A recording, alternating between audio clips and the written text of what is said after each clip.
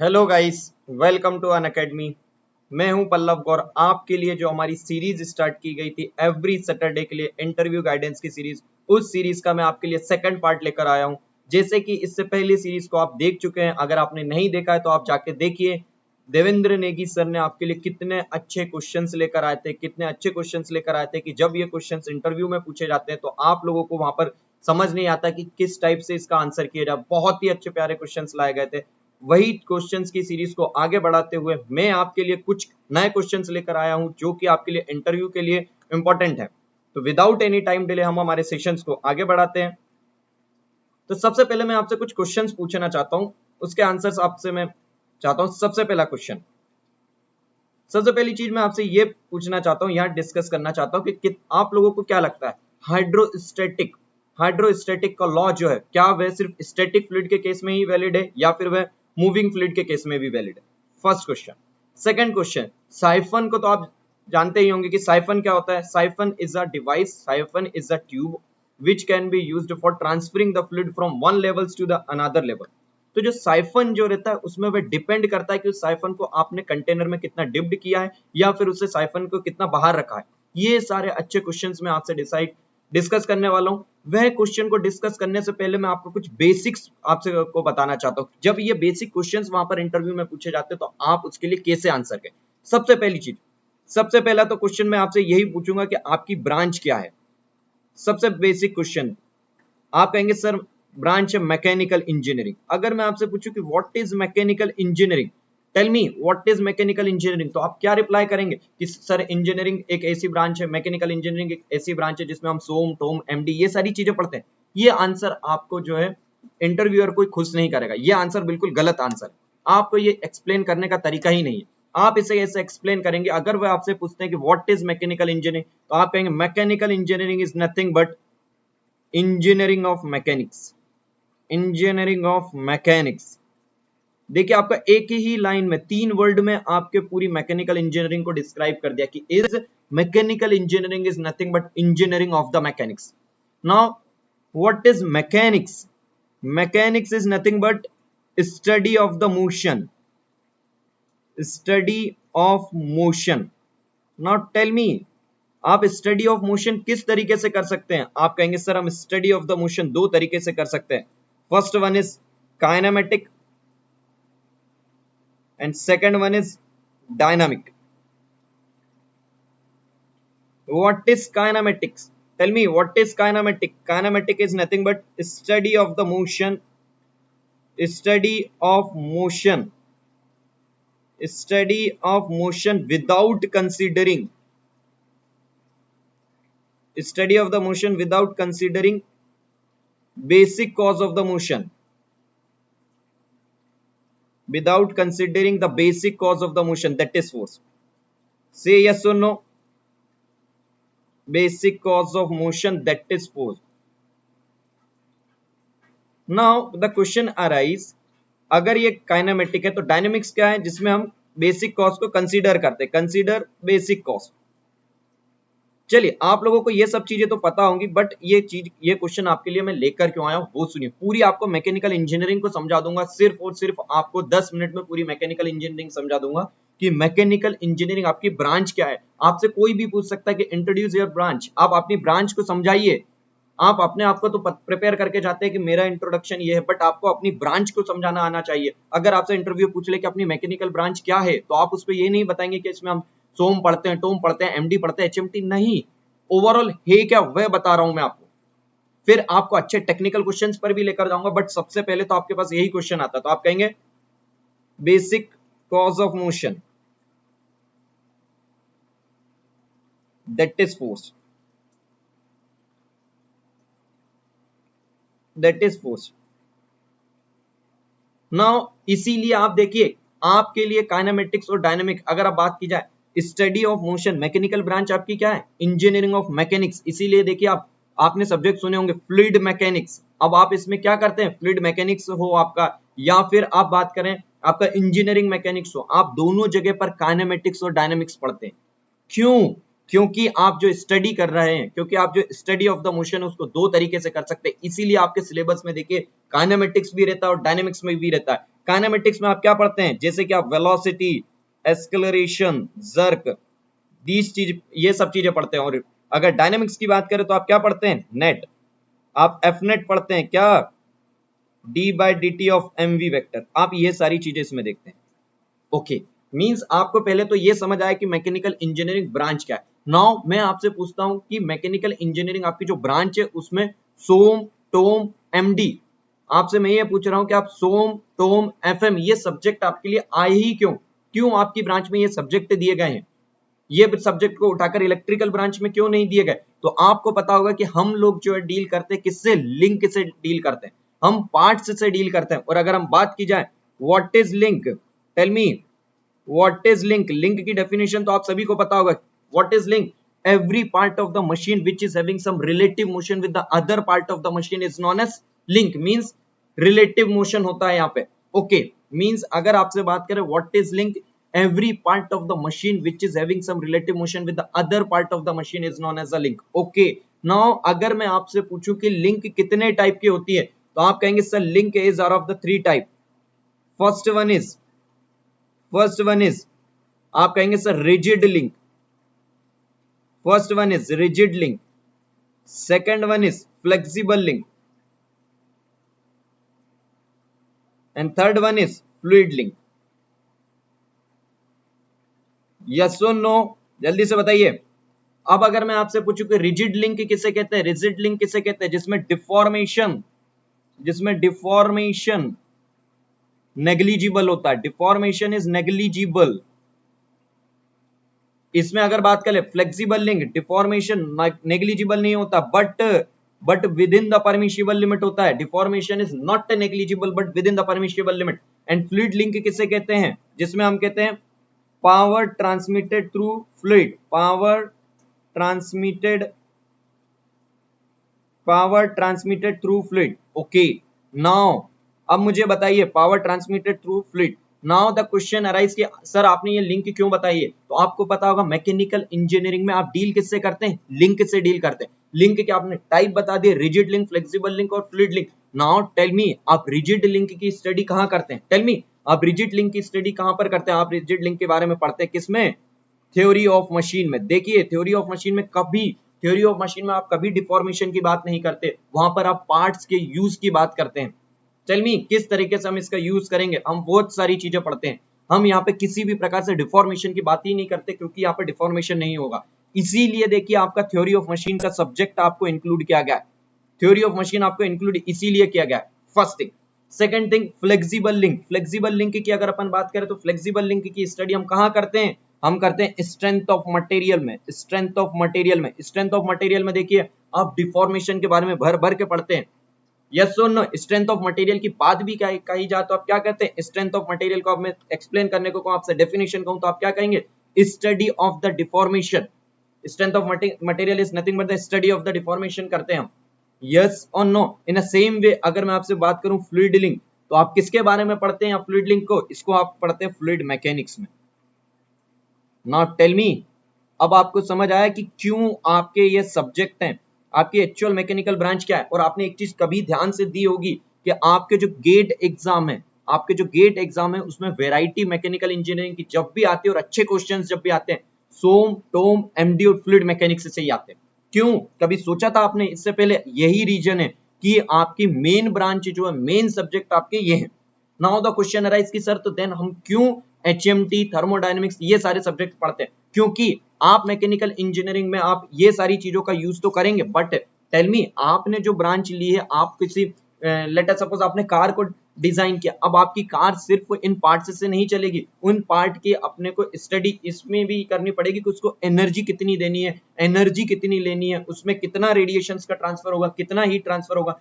इसी चीज के लिए आपको हीट ट्रांसफर सब्जेक्ट डाला गया है ताकि आपको सिर्फ और सिर्फ जो चीज बनानी है उसके बाउंड्री ना पता रहे, उसके बारे में थोड़ा आपको डेप्थ भी पता रहे। इसीलिए आपको subject thermodynamics, heat transfer, IC engine ये सारे सब्जेक्ट भी आपको ऐड किए जाते हैं। तो बताइए आपको पहला क्वेश्चन समझ आया। अगर आपसे कोई भी पूछता है कि व्हाट इज मैकेनिकल इंजीनियरिंग, तो आप पूरी मैकेनिकल इंजीनियरिंग डिस्क्राइब कर पाएंगे।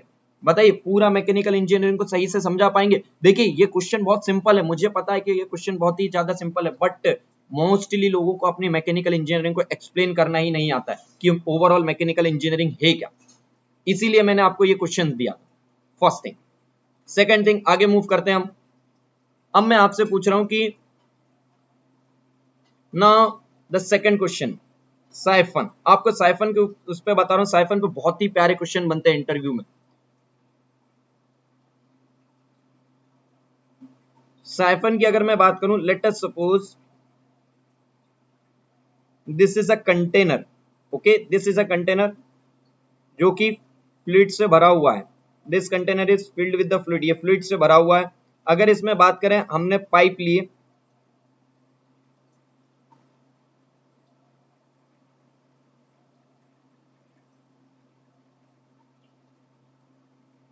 देखिए कितने इंटरेस्टिंग और कितना अच्छा क्वेश्चन इसमें बन सकते हैं गाइस। देखिए पहला क्वेश्चन मैं अगर आपसे पूछूं कि आपको ये डिप किया है स्मॉल डी से, ओके, आपने इसे डिप्ट किया है स्मॉल डी से, आपका ये हाइट दिया हुआ है कितना, स्मॉल एच, हाइट से ऊपर दिया हुआ है।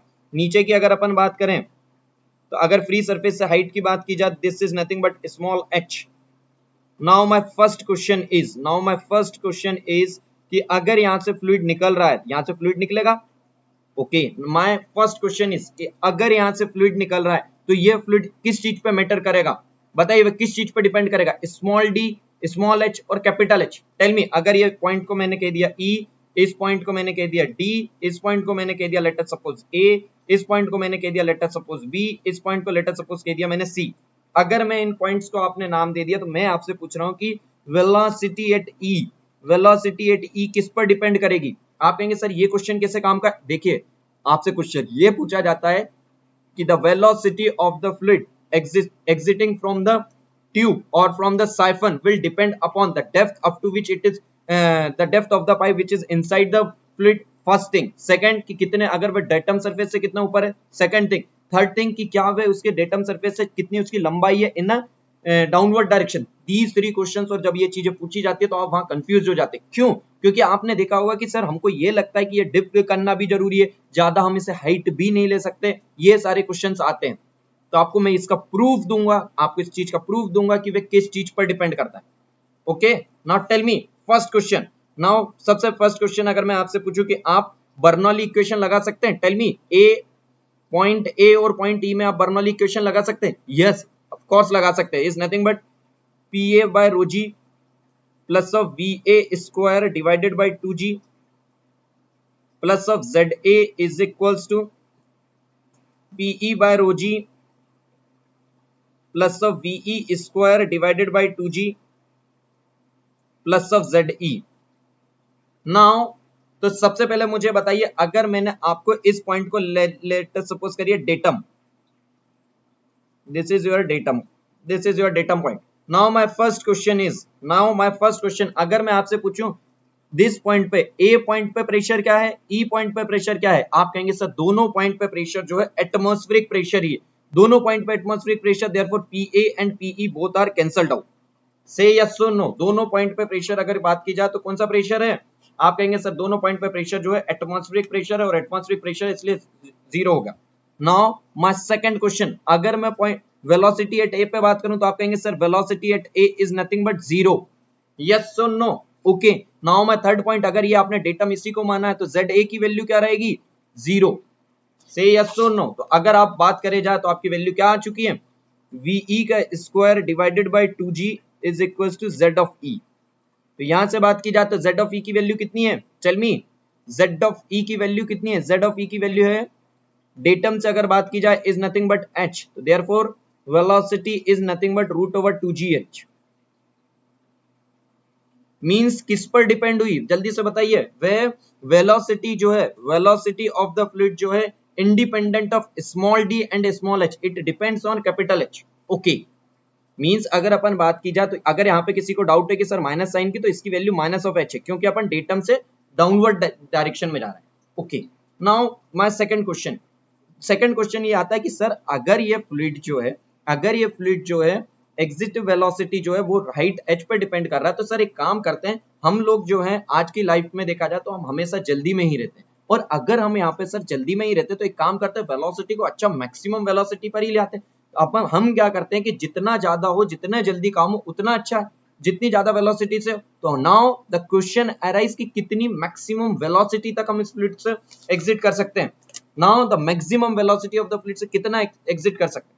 नाउ द क्वेश्चन अराइज कि सर अगर मैक्सिमम वेलोसिटी बढ़ानी है तो एच को आप जितना चाहे उतना बढ़ाते रहिए, बट रिमेंबर वन थिंग, दुनिया में कोई भी चीज ऐसी नहीं है कि जिसको आप हमेशा ही बढ़ाते रहें। अगर किसी चीज के कुछ बहुत ज्यादा एडवांटेज है तो उसके कुछ ना कुछ डिसएडवांटेजेस भी होंगे। तो यहाँ पर आपको एच को बढ़ाने से वेलोसिटी ज्यादा मिल जरूर रही है, बट यहाँ पर भी एच को बढ़ाने से कुछ डिसएडवांटेज है, इसीलिए आप उसे एक लिमिट तक बढ़ा सकते हैं। और क्या है वो डिसएडवांटेज है उसको समझाता हूँ। टेल मी, अगर मैं आपसे बोलूं, अगर मैं आपसे कहूं कि आप एक काम करिए, आप बर्नौली इक्वेशन लगाइए पॉइंट डी एंड पॉइंट ई में, बताइए कोई डिफरेंस है? नहीं है। क्यों लगा रहा हूं मैं? क्योंकि this point is nothing but a submit point. मैं आपसे ये चाहता हूं कि आप डी पॉइंट और ई पॉइंट जो है उसमें बर्नौली इक्वेशन लगाइए। किस पे? डी पॉइंट और ई पॉइंट में लगाइए, ताकि मैं प्रेशर एट डी निकाल सकूं। चलिए, आपने कहा प्रेशर एट पॉइंट डी। बताइए प्रेशर एट पॉइंट डी की अगर मैं आपसे बात करूं तो प्रेशर एट पॉइंट डी क्या होगा? Is nothing but P D by rho ji plus of V D square divided by 2g plus of Z D is equals to P E divided by rho ji plus of V E square divided by 2g plus of Z E. Now tell me, first question, VD और VE equal होंगे या अलग अलग होंगे? Same होंगे। क्यों same होंगे? Because the diameter of the pipe is same throughout this, therefore VD and VE are same. Okay, because discharge तो कांस्टेंट है, और अगर आपने कह दिया कि एरिया भी कांस्टेंट है तो या डायमीटर भी कांस्टेंट है तो वेलोसिटी तो सेम ही रहने वाली। Okay, now the question arise, अगर मैं इसकी बात करूं आपसे, अब आपने इसको डेटा मान लिया तो ZD की वैल्यू कितनी होगी? 0। तो PD की वैल्यू अगर मैं बात करूं is nothing but PD by rho g is equals to, अगर मैं बात करूं PD बाय रो जी, अगर आपने डेटम इसी को माना है, चलिए अभी इसी को डेटम मान लीजिए, वरना आप कंफ्यूज होंगे कि सर कभी किसी को डेटम कभी किसी को डेटम। चलिए इसी को डेटम मान लीजिए, PD by rho ji plus of, बताइए यहां से इसकी हाइट कितनी है? Is nothing but small h। Tell me इसकी बात कितनी है? यहाँ पे PE पर कितना प्रेशर था? अभी मैंने आपको बताया था कि PE पर pressure is nothing but atmospheric pressure, that's why pressure at A and pressure at E are cancelled out. तो pressure at E is nothing but P atmospheric divided by rho g. Now tell me, अगर मैं ZE की बात करूं is nothing but minus of h, क्योंकि हम datum से नीचे की डायरेक्शन में मूव कर रहे हैं। Okay, now the question arise कि आपका जो प्रेशर एट D आया है उसकी वैल्यू क्या आई है? Pressure at D by rho g is equals to P atmospheric divided by rho g minus of capital H minus of capital H minus of small h. Now the values of PD is come out to be P atmospheric minus of rho g into capital H plus of small h.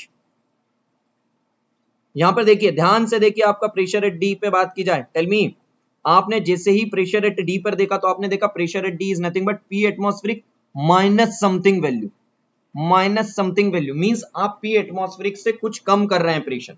Okay, अब मुझे बताइए कि आप किसी भी point पर अगर मैं आपसे पूछूं कि आप प्रेशर को P एटमॉस्फेरिक से अगर सब्ट्रैक्ट कर रहे हैं तो आपकी इसकी वैल्यू को अगर आप डिक्रीज करना चाहें तो इसे डिक्रीज करके कहां तक ला सकते हैं? बताइए, अगर मैं आपसे कहूं कि आपकी जो PD की वैल्यू है डिक्रीज हो रही है, अगर किसी भी पॉइंट पे आप प्रेशर की बात करें तो उस प्रेशर को आप डिक्रीज करते रहे तो कितने पॉइंट तक डिक्रीज करेंगे? आप कहेंगे सर डिक्रीज ज्यादा से ज्यादा मैं इसे वेपर प्रेशर तक कर सकता हूं। ओके, नाउ रिलेट करिए, अभी आपकी वेलोसिटी एट E की वैल्यू कितनी आई थी? Velocity at E is nothing but root over 2g into capital H। Now tell me, VE के लिए ज्यादा के लिए आप क्या चाहते हैं? VE के ज्यादा के लिए आप चाहते हैं कि H की वैल्यू जितनी ज्यादा हो उतना अच्छा है। ओके, और अगर हम बात करें PD की वैल्यू वेपर प्रेशर से नीचे नहीं करेंगे, क्यों? क्योंकि बबल्स बनना स्टार्ट हो जाएंगे, कैविटेशन स्टार्ट हो जाएगा, जो कि हमारे लिए हार्मफुल है, जो कि हमारे लिए दिक्कत की बात है कि उससे हमारे लाइफ ऑफ द पाइप जो है कम हो जाती है। कैविटेशन हम बिल्कुल नहीं चाहते। तो आप कह रहे हैं कि अगर हमारा जो हाइट h है उसको आप एक लिमिट तक ही बढ़ा सकते हैं। आप VE के मैक्सिमम करने के लिए h को बढ़ाइए, यस कोई दिक्कत नहीं, बट एक लिमिट तक ही बढ़ाइए, क्योंकि आप जितने ज्यादा अगर h को एक लिमिट से बियॉन्ड कर दिया आपने, अगर आपने एक लिमिट से बियॉन्ड कर दिया तो आपकी जो वैल्यू है, आपकी ये जो वैल्यू है एच की वैल्यू जो है आपकी यहाँ पर भी बढ़ते जाएगी और ये प्रेशर जो है वेपर प्रेशर से नीचे आ जाएगा। तो आपके लिए क्या पॉइंट है कि आपकी जो हाइट है वो इतनी ज्यादा ना हो कि वह प्रेशर को वेपर प्रेशर से नीचे ले आए। तो आपके लिए अब बात आती है कितनी मैक्सिमम वेलोसिटी पॉसिबल है। मींस एच की वैल्यू अगर आपको बढ़ाना ही था तो आप तो ये कह सकते थे सर एच की वैल्यू बढ़ानी है तो इनफाइनाइट बढ़ा दीजिए। इनफाइनाइट कुछ नहीं होता, बट मैं फिर भी कह रहा हूं कि बहुत ज्यादा लंबी कर दीजिए। नहीं, आप एक लिमिट तक ही एच को बढ़ा सकते हैं, क्योंकि आपने एक लिमिट से ज्यादा अगर एच को बढ़ाया, अगर आपने गाइस एक लिमिट से ज्यादा एच को बढ़ाया तो आपकी जो वैल्यू है पीडी की वह वेपर प्रेशर से कम हो जाएगी। इसीलिए आपके ऊपर कंडीशन है कि आप एच की वैल्यू एक सर्टेन लिमिट तक ही बढ़ा सकते हैं। कितनी बढ़ा सकते हैं उसकी बात करते हैं। तो अब मैं बात करता हूं कि we maximum at the exit कितनी हो सकती है, उसकी बात करते हैं। अब ये क्वेश्चन बहुत ही अच्छा आता है कि आप वी मैक्सिमम कितना मैक्सिमम पॉसिबल है, तो आप कहेंगे this much is nothing but V maximum is equals to root over 2g into H max. जितना एच मैक्सिमम पॉसिबल है और एच मैक्स कितना पॉसिबल है, आप कहेंगे the equation is come out to be P D is equals to minus of P atmospheric minus of rho g in the bracket capital H plus of small H. This value is come out to be, PD को आप decrease करके कहां तक कर सकते हो, अगर आप एच को बढ़ाना चाहते हो तो पीडी को आप डिक्रीज करके कहां तक कर सकते हो, पी वेपर तक। Okay, this is nothing but P atmospheric, this value is nothing but minus of rho g into H max plus of H. तो यहां से अगर मैं आपसे बात करूं एच मैक्सिमम, एच की बात अभी एच मैक्स नहीं हुआ, is nothing but H minimum, आप इसे यहां तक पहुंचा सकते हो। तो एच की वैल्यू कितनी आई है आपकी, एच की वैल्यू आई है this is nothing but P atmospheric minus of P vapour upon of rho g minus of H. Now the question arise कि आपको क्या चाहिए, आपको एच की वैल्यू मैक्सिमम चाहिए। जल्दी से बताइए, आपको एच की वैल्यू मैक्सिमम चाहिए ना, जितनी ज्यादा हो सके उतनी वेलोसिटी ज्यादा हो। तो एच की वैल्यू मैक्सिमम कब हो सकती है, जब आपका स्मॉल एच जो नेगेटिव टर्म हो वो जीरो ही हो। यस, इससे हमें कोई डिसएडवांटेज है क्या, अब नहीं है। अभी देखिए इसके वेपर प्रेशर पे कोई इफेक्ट आ रहा है, नहीं है। कैविटेशन पे कोई इफेक्ट कर रहा है, नहीं कर रहा। तो हम बात करेंगे अगर आपको एच मैक्स चाहिए, आपको एच मैक्स चाहिए तो this value is nothing but P atmosphere minus of P vapour divided by rho g is equals to, तो V max is nothing but root over 2 in the bracket p atmosphere minus of p vapor upon of rho। Yes guys, ये question interview में जब आता है तो mostly लोग को क्या रहता है, या तो वह याद कर जाते हैं इस चीज को कि इतनी अपन हाइट कर सकते हैं, या तो मोस्टली लोगों को पता ही नहीं रहता। बट आपको ये क्वेश्चन एक बहुत ही अच्छा क्वेश्चन है, आपको ये चीजें पता होना चाहिए। क्यों, क्योंकि देखिए बहुत ही अच्छा क्वेश्चन था कि आप अगर वेलोसिटी बढ़ाना ही चाहते हैं, अगर आप वेलोसिटी बढ़ाना ही चाहते हैं तो उसे एक लिमिट तक ही क्यों बढ़ा रहे हैं, बढ़ाइए उसे जितना ज्यादा कर सकते हैं, जितना ज्यादा आप हाइट एच को बढ़ा देंगे उतना अच्छा है। बट ये कंडीशन आपकी बिल्कुल गलत है कि आप जितना चाहें उसको बढ़ाइए, नहीं, आप उसे एक सर्टेन लिमिट तक बढ़ा सकते हैं। और वह सर्टेन लिमिट कौन डिसाइड कर रहा है, वह सर्टेन लिमिट डिसाइड कर रहा है एच। और एच क्यों डिसाइड कर रहा है, क्योंकि एच जो है वेपर प्रेशर को इफेक्ट कर रहा है। ओके, आगे मूव करते हैं। आपको एक और बहुत अच्छा कंसेप्ट बताता हूं मैं।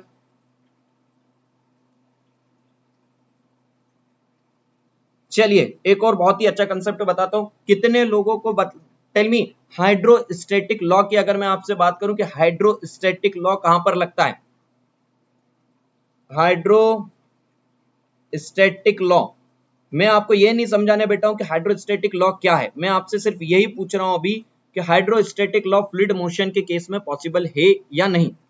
जल्दी से बताइए, हाइड्रोस्टैटिक लॉ जो है फ्लूइड इन मोशन की कंडीशन में पॉसिबल है या नहीं। तो बहुत से लोग यही कहेंगे कि सर देखिए उसका नाम ही लिखा है हाइड्रो, मींस अगर अपन बात करें तो वाटर, और static means fluid. Means overall आप ये कहेंगे कि अगर इसके सर वर्ड पे ही देखा जाए तो इसका नाम ही क्या लिखा हुआ है, स्टैटिक के केस में, स्टैटिक फ्लूइड के केस में लगेगा। ओके, बट आपको मैं एक ऐसी चीज बताने वाला हूं कि जरूरी नहीं है कि हाइड्रोस्टैटिक लॉ हमेशा स्टैटिक फ्लूइड में ही लगे। जरूर आपको उसके नाम से ये दिख रहा है कि वहां पर हाइड्रोस्टैटिक की कंडीशन में लग रहा है। यस, सही बात है कि आपको स्टैटिक की कंडीशन में लग रहा है, बट ऐसा जरूरी नहीं कि वे सिर्फ और सिर्फ स्टैटिक की कंडीशन में भी लगे, वे फ्लूइड मोशन की कंडीशन में भी लगे। आप कहेंगे कि सर ये तो बिल्कुल गलत स्टेटमेंट कह रहे हैं। नहीं गाइस, मैं बिल्कुल भी गलत स्टेटमेंट नहीं कह रहा, स्टेटमेंट बिल्कुल सही है। बिल्कुल सही स्टेटमेंट है कि आपका जो हाइड्रोस्टैटिक लॉ जरूरी नहीं कि स्टैटिक फ्लूइड की कंडीशन में लगे, वह फ्लूइड इन मोशन की कंडीशन में भी लगता है। कैसे, मैं बताता हूं आपको। आपने क्या इक्वेशन सुनी है? आपने Euler equation normals to the streamline की इक्वेशन सुनी है, नॉर्मल टू द स्ट्रीमलाइन। अगर आपने इक्वेशन नहीं सुनी है, अगर आपको नहीं पता है, तो आप एक काम कीजिए, आप YouTube पर सेशंस को देखिए, वहां पर मैंने सारी चीजें बता रखे हैं। Euler equation normals to the streamline की अगर मैं आपसे बात करूं तो क्या इक्वेशन होती है? Is nothing but dp divided by dn plus of rho g dz by dn minus of rho V theta square divided by r is equal to 0। This is your Euler equation normals to the streamline. अब देखिए इसका use करके, अब बताइए ये जो equation है ये किसके केस में वैलिड थी? फ्लूइड इन मोशन के केस में वैलिड थी, फ्लूइड इन मोशन। ओके, अब देखिए इस इक्वेशन से मैं आपको कितनी अच्छी चीजें समझाने वाला हूं। फर्स्ट क्वेश्चन में अगर आपसे पूछूं कि अगर स्ट्रीमलाइन स्ट्रेट लाइन है तो क्या होगा? Assume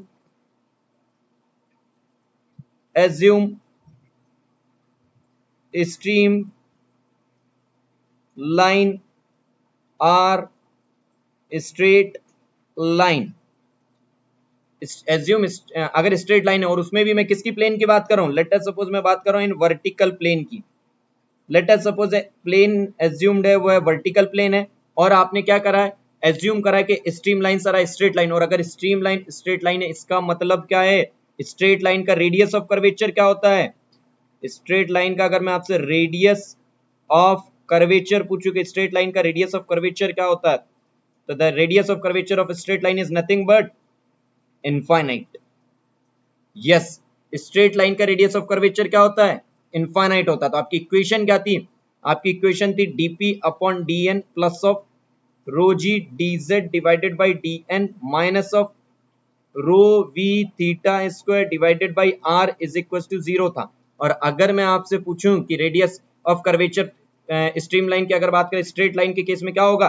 this is nothing but infinite, और अगर ये इनफाइनाइट है तो overall values come out to be 0। तो आपकी वैल्यू क्या हो चुकी है? आपकी वैल्यू हो चुकी dp upon of dn plus of rho g dz divided by dn is equals to 0। Now the dp upon dn, चलिए अरेंज करिए इसको, तो is nothing but minus of rho g dz divided by dn।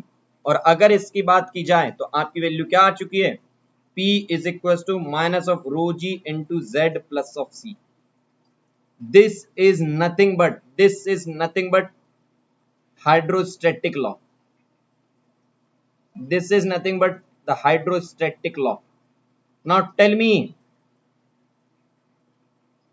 मी आपको hydrostatic law देख रहे हैं आप? Hydrostatic law मैंने कहां से प्रूव किया है? मैंने आपको ये हाइड्रोस्टैटिक लॉ प्रूव किया है आपको यूलर इक्वेशन से। और अगर आपको पता है कि ये किसके केस में वैलिड थी?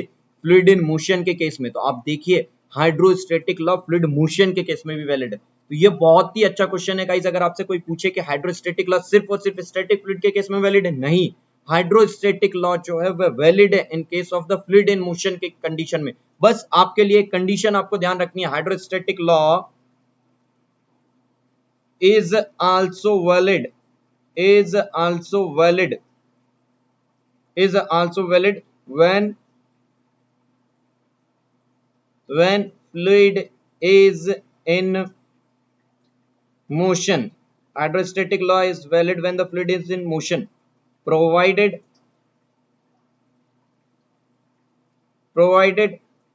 streamlines are straight line, provided stream line are straight line. Yes or no guys? Tell me, समझ आया या नहीं आप लोगों को? कि जरूरी नहीं है आप उसके वर्ड से ना समझें, आप उसके वर्ड से ना समझें हमेशा कि सर, हमेशा अगर आप बात करें कि सर हाइड्रोस्टैटिक, उसके वर्ड से ही हमें ये लग रहा है कि हाइड्रोस्टैटिक मींस स्टैटिक फ्लूइड की कंडीशन में। नहीं, जरूरी नहीं है कि आप इसे हमेशा स्टैटिक की कंडीशन में ही कहें कि आपकी ये वैल्यू जो है हमेशा स्टैटिक की कंडीशन पे आए। बिल्कुल नहीं, ये आपके लिए बिल्कुल गलत होगा कि अगर आप डायरेक्ट इस पे कमेंट करें। नहीं, इसको आप समझिए कि आप अगर Euler equation normals to the streamline in vertical plane में लगाते हैं तो, और अगर स्ट्रीम लाइन को स्ट्रेट लाइन बोले, इसका मतलब आपने कैसा माना है? These are your stream lines, these are your stream lines. अगर बात करूं तो आपकी ये स्ट्रीम लाइंस कैसी हैं? Stream lines are straight lines है। और इसमें अगर मैं आपसे बात करूं, this is your point 1, this is nothing but your point 2, और अगर मैं आपसे बात करूं this is nothing but, this is your point 1, this is your point 2, this is nothing but h। तो इसके कंडीशन के केस में अगर मैं आपसे बात करूं, अगर मैं आपसे इस कंडीशन में बात करूं तो आप कह देंगे यस सर। अगर आप इसकी बात करें तो हाँ, दिस हाइट पे डिपेंड कर रहा है, और इस हाइट से अगर हम बात करें तो हमारी ये वैल्यू आ रही है। टेल मी, जल्दी से बताइए कोई ऐसा जिसको समझ ना आया हो। आई नो ये चीज अच्छी चीज है, आपको ये कंफ्यूजन क्लियर हो सकता था, आपको उठ सकता था कि हाँ सर किस कंडीशन में वैलिड है। तो आपको ध्यान रखना, हाइड्रोस्टेटिक क्लास सिर्फ स्टैटिक के केस में वैलिड नहीं है। ओके, एक क्वेश्चन और बहुत ही अच्छा क्वेश्चन बनता है आपके लिए, वह क्वेश्चन भी डिस्कस कर देता हूं। मैं आपसे पूछना चाहता हूं कि अगर मैं आपसे पूछूं stress, stress at a point, stress at a point in a fluid is same in all the direction, or in all the direction, or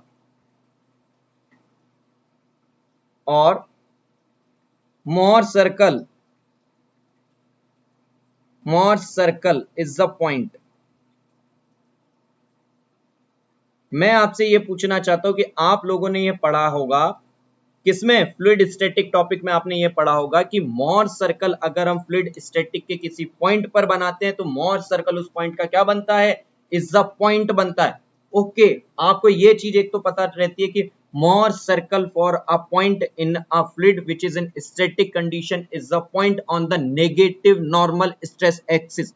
yes, आप लोगों को ये चीज पता है, सही बात है। बट आपको सिर्फ एक ही कंडीशन ये पता है कि सिर्फ एक ही कंडीशन ऐसी पता है कि जहां पर मोर सर्कल जो है वह पॉइंट रहता है।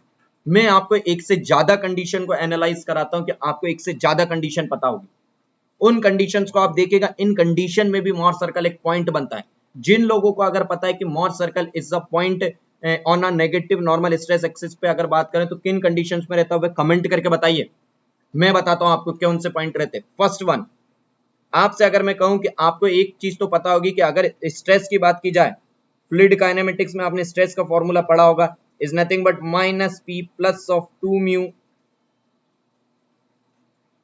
Strain i j. ये कोई जो फॉर्मूला, ये फॉर्मूला आपको डिराइव किया जाता है गाइस, ये फॉर्मूला आपको डिराइव किया जाता है। तो आप इसके लिए बिल्कुल वरी मत होइए, आप क्लासेस में आइए, आपको ये सारी चीजें मिलेंगी, इनके लिए आप बिल्कुल वरी मत होइए। बट मैं आपको यहाँ से बता रहा हूँ कि इंटरव्यू में कितना प्यारा क्वेश्चन बनता है। मोस्टली लोगों को सिर्फ एक ही पॉइंट के बारे में पता रहता है कि Mohr circle is the point, Mohr circle is the point on a negative normal stress in case of the fluid static. But मैं आपको इससे और भी ज्यादा कंडीशन बताता हूँ।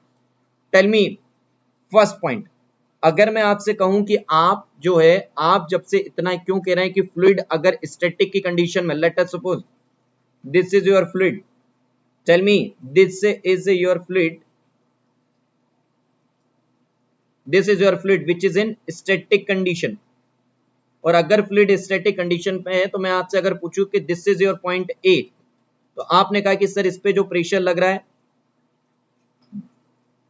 This is your pressure P. और अगर स्ट्रेस की बात करें फ्लूइड स्टैटिक कंडीशन में तो सिर्फ और सिर्फ एक ही स्ट्रेस आ रहा है, वो कौन सा, प्रेशर के फॉर्म में।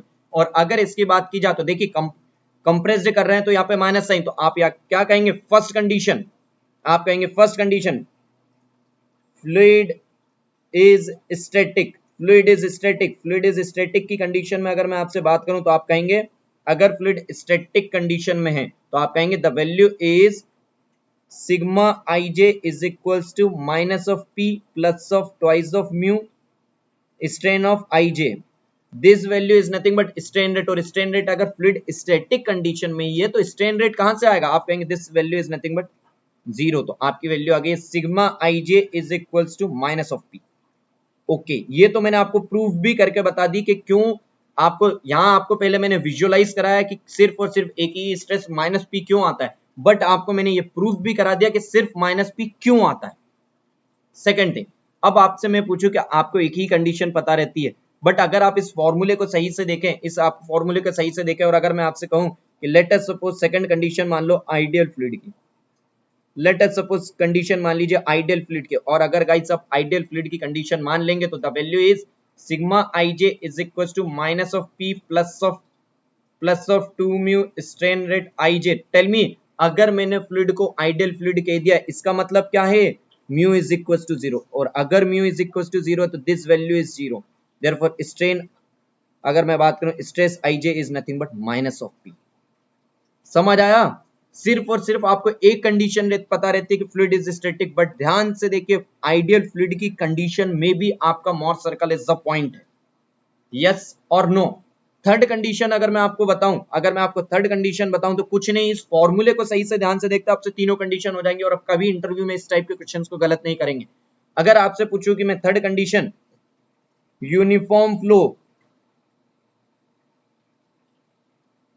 यूनिफॉर्म फ्लो की अगर बात करूं तो आपके यूनिफॉर्म फ्लो की कंडीशन में क्या होगा, आप कहेंगे sir sigma ij is nothing but minus of P plus of 2 mu in the bracket strain rate of ij। Now tell me, अगर मैं आपसे यहां पर पूछूं गाइस यूनिफॉर्म फ्लो का मतलब क्या होगा, आप कहेंगे property does not vary with respect to the space, मतलब does not vary with respect to space, does not vary with respect to space. और अगर कोई चीज with respect to space vary नहीं हो रही है, अगर वेरी नहीं हो रहा तो टेल मी, अगर मैं वेलोसिटी की बात करूं, आपसे स्ट्रेन रेट के जो फॉर्मूलेस थे उसमें क्या था, वेलोसिटी से ही आया था, और अगर वेलोसिटी ही जो है स्पेस के साथ वेरी नहीं हो रही, इसका मतलब क्या है, this value is again zero and sigma ij is nothing but minus P. Now बताइए, आपको तीन कंडीशन पता चली, आपको पता चला कि किन तीन कंडीशन में मोर सर्कल इज द पॉइंट रहता, फ्लूइड के ही केस में बता रहा हूं। अगर आप बात करें, सोम की बात नहीं कर रहा हूं, सोम के केस में तो बहुत सारी जगह, सोम में तो बहुत सारे केसेस आपको मिल जाएंगे, मगर मैं आपको यहाँ पे किसकी बात कर रहा हूं, मैं आपसे फ्लूइड में बात कर रहा हूं।